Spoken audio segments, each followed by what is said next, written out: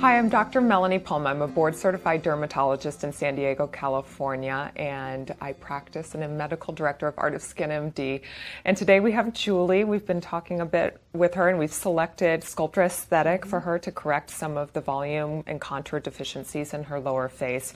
And so I wanted to talk a little bit about the product. I'm going to have you actually turn to the other side for me. Often when we draw up the Sculptra Aesthetic, there's a couple things that can throw people a little bit for a loop in terms of injection. One is a little bit of the carboxymethylcellulose, which is kind of the foam or white particulate matter. You want to make sure you actually expel that from the syringe. So I'm using a 3 cc syringe and using approximately 2 cc's in each one. You'll see at the top of my meniscus there's a little bit of white there, and so we actually want to remove that. That is what will clog the needles and it'll make injection difficult. So that's tip number one.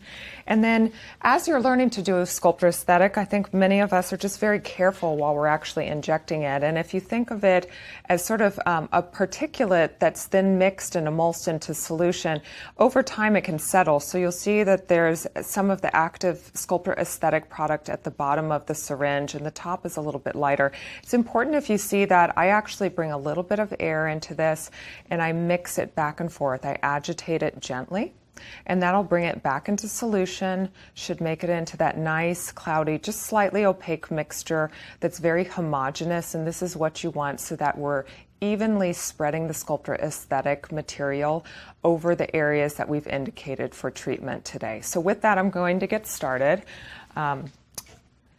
As you actually prime the needle, I think it's important you remove all the air, and you want to get just about 1 drop of the Sculptra Aesthetic up. That's a really pretty drop. I bring that meniscus up and around.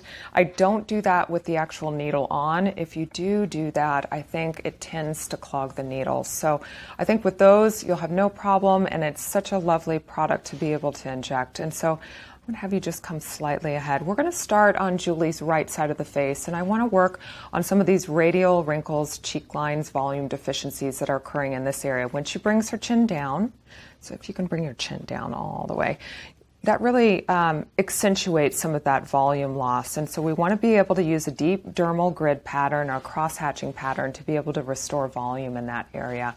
I'm going to insert the needle at about a 30 to 40 degree angle. I use my smart hand a lot, and I think that's really important. And I'm going to come from this direction, and then we'll come from another direction to help with this deep dermal grid pattern and when we're injecting successfully the Sculptra Aesthetic product. I'm in very careful to actually reflux. You want to do that and make sure that you're not actually seeing a flash point that could indicate that you were in an intravascular zone. If that occurs, you just want to move. And I'm going to use this entry point to create one direction of little hatches and restore some support with the Sculptra Aesthetic product to this area where we start to develop radial cheek lines. Great. And you can see that I'm doing a little bit of reflux every time. So now that I've worked in this direction, let's complete the crosshatch sort of technique. And you're going to see me enter from this direction. I'm going to work in this area to be able to restore some support for those radial rhytids in this area. And again, I'm refluxing with each injection that I'm doing. And Julie is doing amazing. And this really is, this product I think is quite easy to inject. You know, the consistency of it is like water. So I think you have to be really careful. It doesn't take a lot. It's very low G prime to be able to expel a decent amount of material into this area. So we want to go slowly, you know, treat and sort of assess what you're doing before moving forward. Now, I like the degree of restoration I'm getting here. We're going to undercorrect a little bit. We used a 5 cc dilution for Sculptra Aesthetic today. I want to give a little bit of support a little bit more medially, so we've got a good transition zone. And again, I'm using this deep dermal pattern, cross-hatching pattern. So I came from one direction, and now I'm going to come from this one. I'm going to use that same entry point that will have a little bit of the anesthetic effect for Julie and keep it nice and comfortable for her. And so I've used about 2 cc's in this area. Let's have you now bring your chin down for me again. And you can start to see we've given volume back. If you compare that to the left side, we've given a little bit of support in this area we were wanting to address. So with this last little bit we have, I'm going to restore some of the area that tends to form some wrinkles over time in the lateral portion of the cheek. I'm going to have you turn again. Again, we're using that same pattern of cross-hatching. Again, we want to reflux every time we're dispersing a little bit of the Sculptra aesthetic product. And then I'm going to reload for a moment and get a new syringe. And again, I'm mixing to make sure that we're agitating. I'm making sure that I prime the needle so that there's just wonderful Sculptra aesthetic product and I don't see any of the carboxymethyl cellulose that might interfere with transmission through the needle. And then I'm going to give a little bit of volume restoration to this region, my little entry points right there.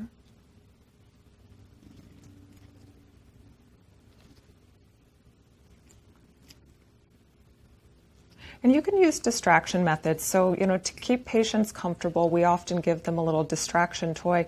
I sometimes will tap with my smart hand. So I've gone one direction that way. And then I'm going to come from another direction in order to give just a little bit of support and continue that deep dermal patch pattern or crosshatch pattern.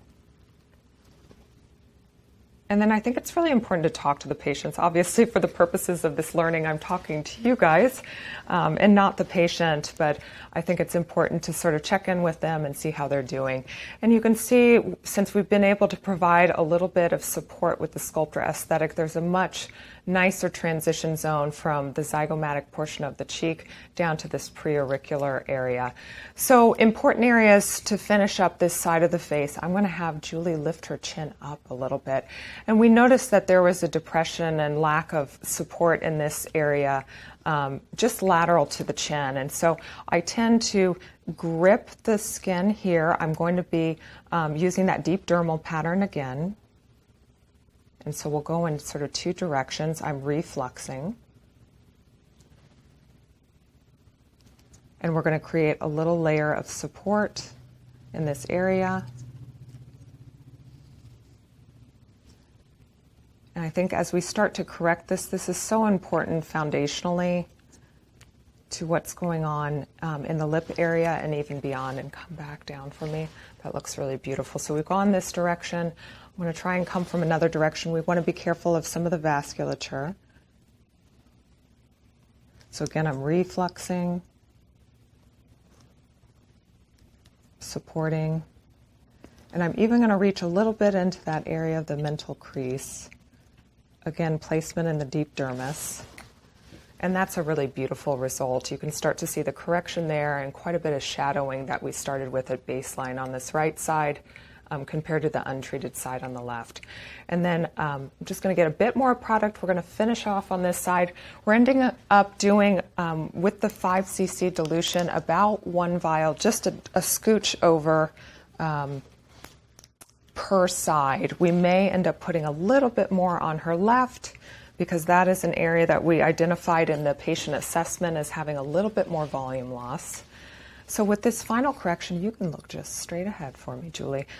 I'm going to enter from the inferior nasolabial fold, and we're going to treat the superior, and then I tend in a retrograde manner to deposit a little bit of product. Again, we can do cross-hatching, so I may come from this little entry point here and also touch a little bit of that nasolabial fold from that angle. So teeny little pinch, again using the deep dermal grid pattern. And we want to be medial to the nasolabial fold. We don't want to accentuate that nasolabial fold fat pad. And that looks really perfect. I'm going to come from another angle. We're going to readdress the nasolabial fold. Again, I'm refluxing, treating that superior portion of the nasolabial fold. And again, refluxing and depositing a small amount. And that's beautiful. So we've finished this right side of the face. You can see we started out by giving a little bit of support of the radial rhytids, completing that a little bit more laterally in the lower third of the face, supporting this area lateral to the chin, a bit in the mental crease, and then finally in the nasolabial fold. So you're getting that beautiful sweep and sort of OG curve restoration by even supporting just a little bit of the lower face. So with that, I'm going to switch gears, and next we're actually going to complete restoration on the left side of the face.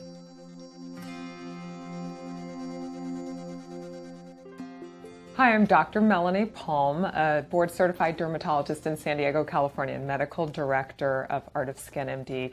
And today I'm here with my patient, Julie. We've actually just completed treatment with Sculptra aesthetic to several areas on the right side of her face, including some of the radial cheek lines, the preauricular area of her cheek, as well as the marionette area and the nasolabial fold. And so, as discussed in the treatment plan, we're going to do the same thing on the left. We may end up using just a touch more on this left side because she had a bit more volume loss on this side. And as we restore volume, that's going to help with building a little bit of collagen and structure integrity of the skin as a result. So with that, I'm going to get started. And again, we've primed the Sculptra aesthetic so that it's going to flow easily through the needle. I'm going to have you turn slightly away from me. And again, similar to the other side, we're going to work in this buccal region at first.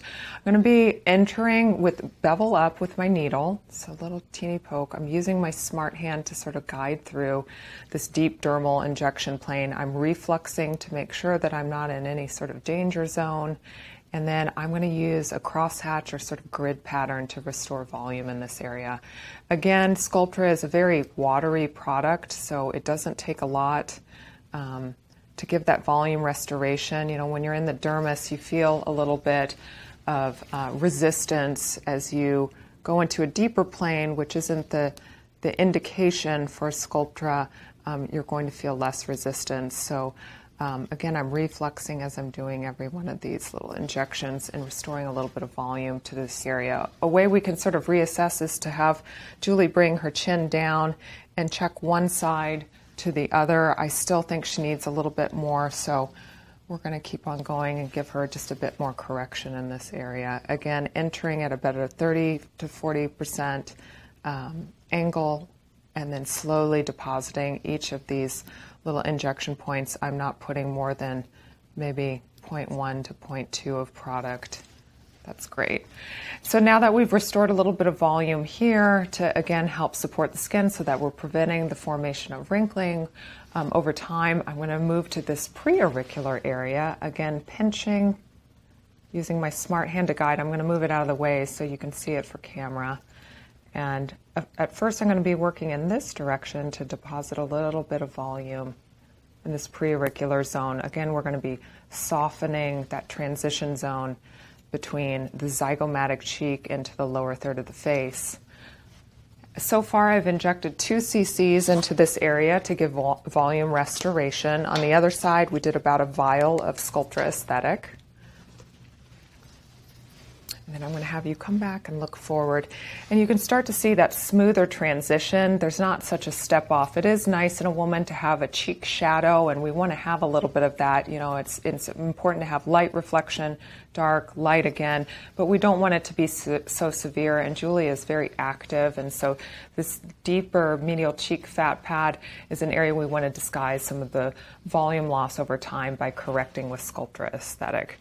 So again, I'm just going to put a bit more back in the preauricular zone. Again, we're using that deep dermal grid pattern and cross-hatching. We're going to come from the other way just to give a little bit of volume restoration. I'm going to have you turn a little bit more to the right. So we'll come from this direction to give a little bit more volume restoration.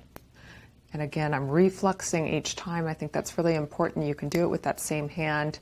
I've got longer fingers, so I'm able to do that. If you do have a shorter hand, it may be something that you want to use the other hand to sort of guide you. And that looks really great. So now that we've completed some of this, I want to move on down to the area probably where she has the most volume loss in this marionette area. And so I'm going to have you lift your chin up a little bit, turn a teeny bit away from me, and I'm going to grip the skin, and again, we're aiming for deep dermis. I'm refluxing, making sure that I'm not in a danger zone, and depositing a small amount of product where we had that area of concavity. Good. And so now that I've come from that direction, I'm going to try and go this way. Again, deep dermal pattern to give a little bit of volume restoration to that area, and that looks great. On the other side, we corrected a little bit of the mental crease. I want to do the same here, so teeny little poke. Again, I'm refluxing before depositing product, and that looks great. So the last little bit we're going to do, and I'm going to use that last bit of one vial that we've sort of allocated for this side of the face, is to correct a little bit of the nasolabial fold. Again, we want to leave some. That looks very natural if we can do that. And I'm going to start from a little entry point here, but we'll also correct, since we're using that grid pattern, working sort of horizontally rather than vertically oriented. So again, bevel up. I'm stretching the skin a little bit. That's a teeny bit spicy. I often tell patients that so that they're well prepared. Depositing a small amount in the nasolabial fold. We want to work medial to that. You don't want to accentuate the fold. We want to correct it. And then finally, again, since we're working with this deep dermal grid pattern, I'm going to come from a little entry point over here and correcting the superior portion of the nasolabial fold. I'm going to re-aim, again, refluxing, and putting a small deposit there, and that looks great. And so that really completes our treatment with Sculptra Aesthetic. I have used about 2 vials total, 1 vial per each side. I was a little bit more generous on the left side of Julie's face, where she had a little bit more volume loss. In the next section, we'll talk a little bit about after treatment. I think it's important to talk to patients about that. I would end up seeing her in about 4 to 6 weeks. Our treatment plan was roughly to treat her with about 4 vials over several sessions. So I would see her back in about 4 to 6 weeks. I probably would do 1 vial at that follow-up treatment, and then about 4 to 6 weeks after that, we would do a final 4th vial, and then we would treat, wait, and assess. And then I think maintenance is really important as well. So typically for patients, it depends on age, genetic factors, how their lifestyle is, but depending on individual patients, roughly at about 9 to 12 months, I will reassess patients and see if they need a vial for top off, and I think that's great so that we're continuing their care and keeping that sort of revolumization and correction of some of the wrinkles in the face, including the areas that we treated today, which are radial cheeks, the marionette line, and the superior nasolabial fold, as well as the preauricular area. And with that, we've completed treatment with Sculptra Aesthetic. Thanks, Julie. Thank you.